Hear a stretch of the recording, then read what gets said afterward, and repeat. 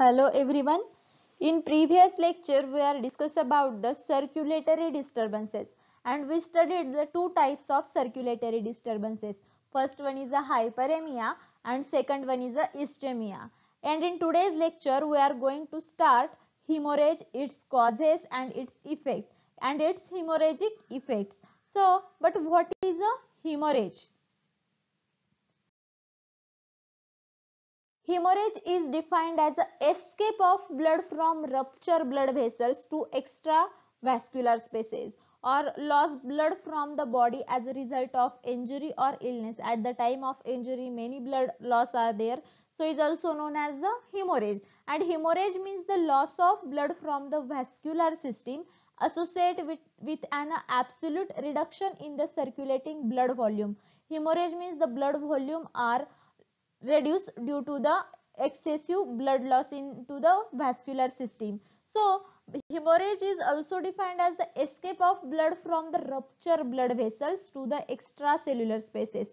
Means the blood vessels are ruptured and the bloods are come into the extravascular spaces. The hemorrhage is we studied about the definition of circulatory disturbances. Circulatory disturbances mean anything that can produce the disturbances in normal circulation in the like pulmonary circuit and systemic circuit. They are known as the circulatory disturbances. And in case of hemorrhage, there is produced the disturbances in circulation because the blood volume are lost due to the excessive blood loss. So hemorrhage is one of the circulatory disturbances. So many causes of the circulatory disturbances or many causes of the hemorrhage. Main cause is a trauma. Trauma is a mechanical injury to the vascular wall either by the accidental process or the surgical, because the in surgery or operations the surgeon want to the cut to the specific organ for the surgery, and in accidental process like a accident, road accident, company industrial accident, company's accident, these are the example of the mechanical trauma. Then increase the intracellular tension in our cells or in our system, increase the tension like a hypertension. Due to the hypertension the heartbeats are faster than the normal rate, so increase tension in our heart, so many chances of the rupture of the blood vessel. So it is a one of the cause of the hemorrhage. Then destruction of the blood vessel wall, so blood vessels walls are cut due to the many reasons. These are the one of the most important reason of hemorrhage. Then disease of vascular wall, any disease to the vascular wall like the cancer or ulceration, these are the causes of the disease to the vascular wall and they produce the hemorrhage. Then another cause is the hemorrhagic blood diseases, many hemorrhagic blood diseases, so it produces the hemorrhage. Then deficiency of vitamin C and vitamin K. So vitamin C and vitamin K is the perform main function to clotting of blood. So if the any artery are damaged, if the any capillary or if the any veins are damaged, so there are main function is the blood clotting process. If you have an injury, so blood clotting time is the 2 minutes to 4 minutes. So blood clot are there in injury. We see about our injury. So why it is a clotting? Because calcium play an important role in the blood clotting. So adequate amount of calcium is required and all the clotting factors are essential for the natural arrest of hemorrhage. Hemorrhage is arrested by naturally, but they want to the calcium, they want to the essential factor, and these essential factors are the prothrombin and thrombin, because prothrombin is converted into the its active form thrombin, and in thrombin the presence of calcium, and the fibrinogen then transformed by thrombin to fibrin. So prothrombin is converted into thrombin and thrombin is converted into the fibers, and fibers are run along the blood vessels or run along with the blood, and they are attached to the site of injury and they form a mesh, and mesh formed by the platelets. So platelets are also play an important role in the natural arrest of hemorrhage. So these factors are also important. So their deficiency is one of the cause of the hemorrhage. So types of hemorrhage. Here are the main types of hemorrhage. First one is a arterial hemorrhage. Arterial hemorrhage means the name indicates the its effect. So hemorrhage from an artery. So bleeding spurts with each heartbeat. But why it's bleeding spurts with each heartbeat? Because difficult to control due to the pressure, and because of these pressures the bleeding spurts with each heartbeat, and it is the most serious type because a large amount of blood may be lost in short time in arterial hemorrhage. Then second one is a venous hemorrhage. Venous hemorrhage is a flow steadily under low pressure, so it doesn't spurts blood. So it is opposite to the gravitational from system to the heart. So pressure is low and it doesn't spurts a blood. Then third one is a capillary hemorrhage. So capillary hemorrhage is the bleeding oozes steadily but slowly, not like the arterial hemorrhage. Bleeding is steadily but slowly. These are the three types of hemorrhage. Here is a picture of the arteries, veins and capillary hemorrhage. So here is we see the spurting of blood and pulsating flow and bright red in color. Then second one is a venous hemorrhage, steady or slow flow but dark red color because of the deoxygenated blood. Then capillary blood is a slow running but the steadily flow. These are the picture of these three types of hemorrhage. Another types of hemorrhage like a primary hemorrhage. Primary hemorrhage occurs at the time of injury or depletion. Then the next one is a reactionary hemorrhage. Reactionary hemorrhage may follow the primary hemorrhage within 24 hours, and it is due to the rolling of ligature or dislodgement of a clot or the cessation of the reflex vasospasm. Vasospasm means contraction. If the vasospasm takes place, the reactionary hemorrhage are seen.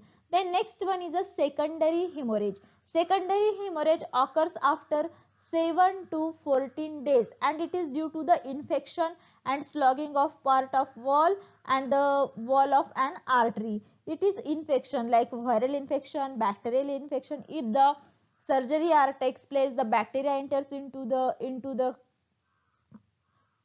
body, and because of that the secondary hemorrhage takes place, and it is seen after the 7 to 14 days, and reactionary hemorrhage is within 24 hours. These are the difference of secondary hemorrhage and the reactionary hemorrhage.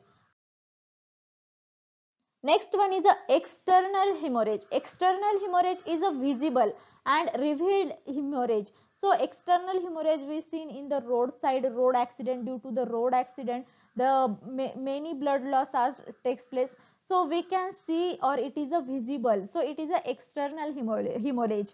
Then internal hemorrhage. Internal hemorrhage is invisible and concealed. So internal hemorrhage, for best example is a brain hemorrhage due to the hypertension or due to the sunstroke. In the summer season, due to the high temperature, the many news are in our newspaper, we can read that. So these are due to the high temperatures, internal brain hemorrhage takes place, or the because of the many diseases like cancer, like ulceration, the internal hemorrhage takes place. These are the difference between the internal hemorrhage and external hemorrhage, and these hemorrhage are the very critical. So internal hemorrhage is critical than the external hemorrhage.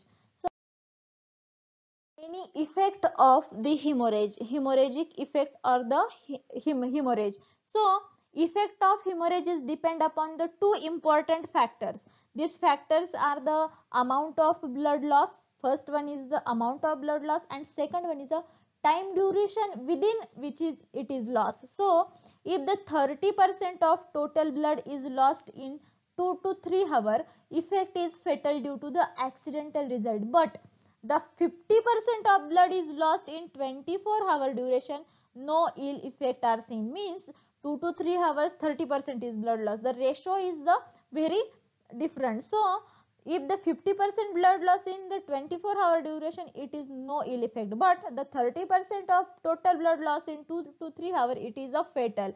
And these results indicate that the effect of hemorrhage are influenced by the both volume of blood and loss time duration within which is loss. So these two things are very important, the time and the blood volume. So many effects are seen during the hemorrhage. Effect on cardiovascular system. Hemorrhagic, it is a hemorrhagic effects. So reduce blood after hemorrhage decreases the venous return because the pressure is the decreases, and ventricular filling and the cardiac output is also slow. These are the effect on cardiovascular system. And during mild hemorrhage, during slow or mild hemorrhage, when there is a loss of a small amount of blood up to the 350 to 500 ml, the blood pressure decreases slightly, soon it result back to the normal. So mild hemorrhage is not the fatal. Then in severe hemorrhage, in case of severe hemorrhage, lost about the 1500 to 2000 ml of blood, means 2 liter blood if lost, the arterial blood pressures are falls to great extent, means the pressures are get extend due to the blood volume are reduced. So these are the effects are depend upon the mild, if there are mild hemorrhage or severe hemorrhage, or the time and the volume. So these effects are only depend on the time and volume. Next one, the next effect is the vasoconstriction on skin. On skin, the vasoconstrictions are occur. Then vasoconstrictions, if they increase the deoxygenated blood, and it results the polar in color of skin, and sometimes a cyanosis is developed.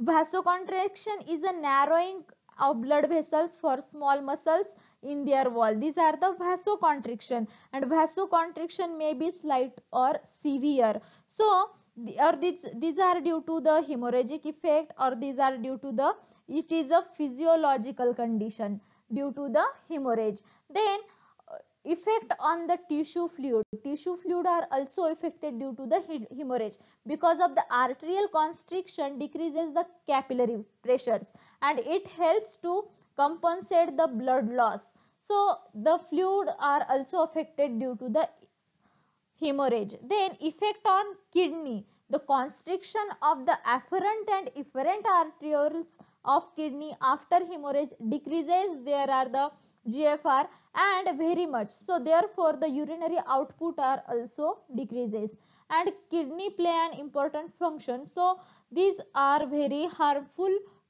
effect on our body. On effect on renin secretion. So renin secretion, so it also affect on the our hormonal system. So renin play an important function. Renin is enzyme secreted by the kidney, and that is a part of the physiological system that regulate the blood pressure. So renin play an important role. So hypoxia produced after blood loss increases secretion of renin from the kidney. So if the renin are increases, the subsequent formation of the angiotensin. So angiotensin is one of the hormone. The angiotensin 2 is also increases. So angiotensin is increases. The angiotensin is a peptide hormone that causes a vasoconstriction and an increase in blood pressure, and it is a part of the renin. So it also affect our the hormonal system. Then it is also increases the aldosterone from the adrenal cortex. The aldosterone, the main hormone in a steroid hormone, and produce a zona glomerulosa of the adrenal cortex in the adrenal gland, and it is essential for the sodium conservation in the kidney and salivary gland and the sweat gland and colon. So these hormones play an important function for the essential for the conservation of sodium in kidney, salivary gland and the sweat gland. So it also increases from the adrenal cortex due to the hemorrhage. Then aldosterone causes the retention of sodium. So retention of sodium, these are also the hemorrhage are also affect our hormonal system. Then on secretion of the, it also affect on the secretion of antidiuretic hormone. ADH is releases in large quantity immediately after the hemorrhage, and the hormone is made up of the hypothalamus in the brain and store in the posterior pituitary gland. It tells your kidney how much water to conserve. So ADH constantly regulate to balance our water in our body. So ADH is also important to regulate the balance the amount of water in your blood. So it regulate the water into our blood. So if it, because of the hemorrhage, the effect on secretion of the antidiuretic hormone. So what is its effect? The ADH releases in large quantity because the blood loss is takes place within a minute. So the maintenance of volume is, blood volume is most important. So ADH is released in large quantity to maintain this water volume into the blood. So or it increase the blood volume, and it is probably due to the increased osmolarity of the body fluid, and the aldosterone is include the sodium retention. These are the hemorrhagic effect on our secretion of antidiuretic hormone. Another impact is the secretion on the respiration. So on respiration, effect on respiration, hemorrhage causes the stagnant hypoxia because of the decrease in venous return and cardiac output. So if the venous return is decreases, the hypoxia condition, because the oxygen are reduced in our body due to the continuous blood loss. So the hemorrhage, because of the hemorrhage, there are the many severe effect on our body. So hemorrhage is one of the most circulatory disturbances.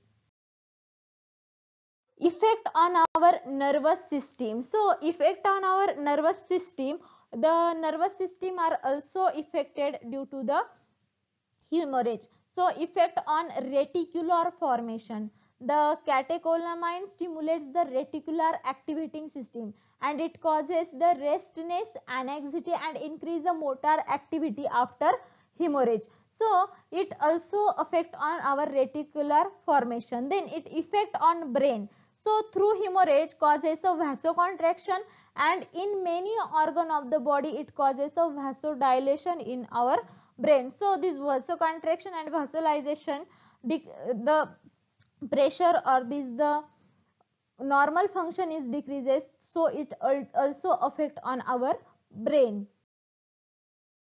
It also affect on the fainting. When the hemorrhage is severe, the cardiac output decreases and the blood pressure is falls, and so the blood flow to the brain decreases, resulting in unconsciousness. So because of the blood flow is decreases to the brain, so glucose nutrients are also decreases in blood in brain. So the unconsciousness is also happen due to the severe hemorrhage. Then cerebral ischemia, we know about the ischemia. So when blood flow to brain is severely affected due to the hypoxia, ischemia of the brain is tissue develop within 5 minutes.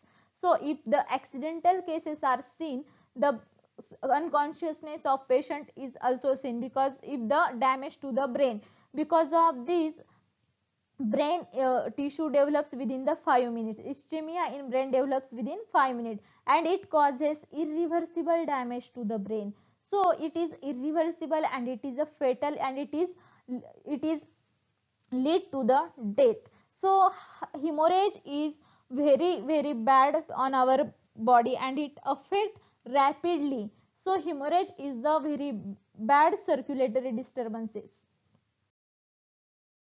In today's lecture, we finished the one more circulatory disturbances is hemorrhage. So I stop here. Thank you.